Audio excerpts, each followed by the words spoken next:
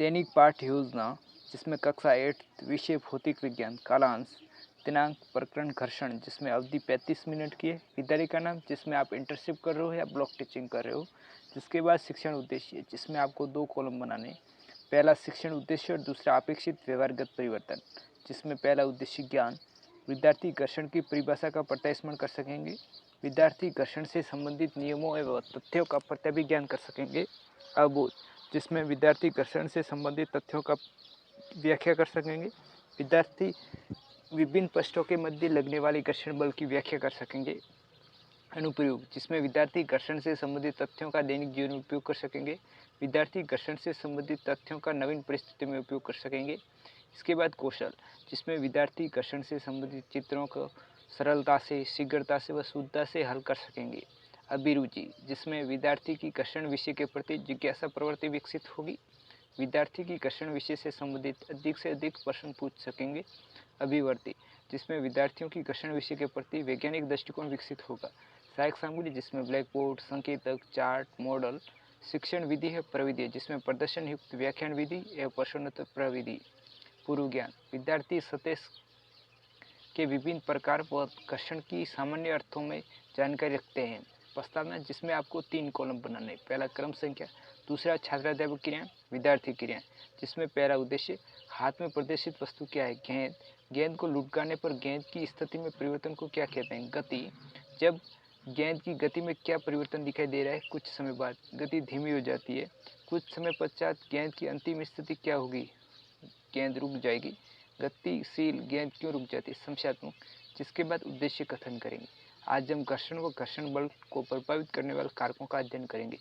इसके बाद आपको प्रस्तुतिकरण जिसमें आपको 5 कॉलम बनाने, पहला शिक्षण बिंदु व विषय वस्तु विश्लेषण, दूसरा छात्राध्यापक क्रिया, विद्यार्थी क्रिया, सहायक सामग्री और शामपट कार्य।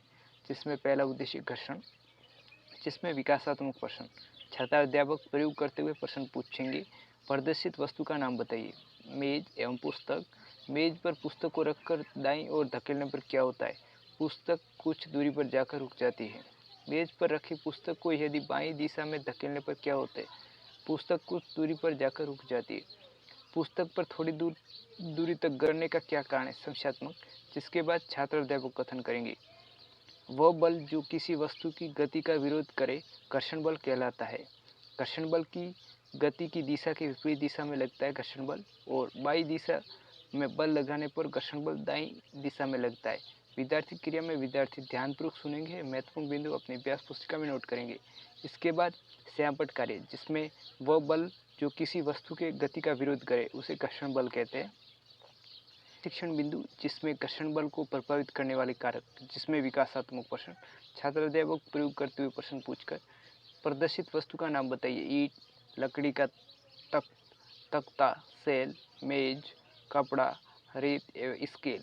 यदि कोई वस्तु है जो ए बिंदु से सेल को नीचे लुढ़काया जाए तो वो कितनी दूरी तय करेगा, बिंदु बी तक। मेज पर कपड़ा बिछाने के बाद बिंदु ए से सेल को नीचे लुढ़काया जाए तो वो कितनी दूरी तय करेगा, बिंदु सी तक। वो जो कि सी बिंदु होगा वो बी से भी कम होगा। मेज पर रेत की परत बिछाने पर बिंदु ए से सेल द्वारा तय की दूरी कितनी होगी, बिंदु डी तक, जो कि सी से भी कम होगी। सेल को लुढ़काने पर सबसे अधिक दूरी किस स्थिति में तय की, जब सेल को समतल मेज पर लुढ़काया जाए। सेल द्वारा तय की दूरी भिन्न भिन्न होने का क्या कारण है, संशयात्मक। जिसके बाद छात्राध्यापक कथन करेंगे। दूसरे शिक्षण बिंदु का छात्राध्यापक कथन जिसमें ऐसे प्रश्न जो बहुत चिकने लगते हैं उन पर सूक्ष्म अनियमितताएं की संख्या बहुत कम होने के कारण घर्षण बल कम लगता है, जबकि खुरदरे प्रश्न पर यह अनियमितताएं अधिक संख्या में होती है, इसलिए घर्षण बल अधिक होता है। इसलिए समतल मेज पर सेल की गति सबसे अधिक व कपड़े पर भी उनसे कम, रेत पर सबसे कम होती है। विद्यार्थी क्रिया में विद्यार्थी ध्यानपूर्वक सुनेंगे, महत्वपूर्ण बिंदु अपनी अभ्यास पुस्तिका में नोट करेंगे। श्यामपट कार्य जिसमें घर्षण बल को सतह की प्रकृति प्रभावित करती है, चिकने पृष्ठ पर घर्षण बल कम व खुरदरे पृष्ठ पर घर्षण बल अधिक लगता है। जिसके बाद मूल्यांकन प्रश्न, एक की प्रारंभिक चाल से चलती हुई कोई खिलौना कार सबसे अधिक दूरी तय करेगी, मिट्टी की कच्ची सतह पर, पॉलिश की हुई संगमरमर की सतह पर, सीमेंट की पक्की सतह पर या ईंट की सतह पर। घर्षण बल किसे कहते हैं। तीसरा, क्रिकेट के बल्ले व बैडमिंटन के रैकेट का हैंडल प्राय खुरदरा होता है, कारण की व्याख्या कीजिए। वर्णन कीजिए घर्षण किस प्रकार शत्रु एवं मित्र दोनों हैं। खिलाड़ी कीलदार जूते स्पाइक्स क्यों पहनते हैं, व्याख्या कीजिए। गृह कार्य जिसमें मान लीजिए आप अपने डेस्क को थोड़ा झुकाते हैं, उसी पर रखी कोई पुस्तक नीचे की ओर सरकना आरंभ कर देती है, इस पर लगे घर्षण बल की दिशा बताइए। पर्यवेक्षक टिप्पणी।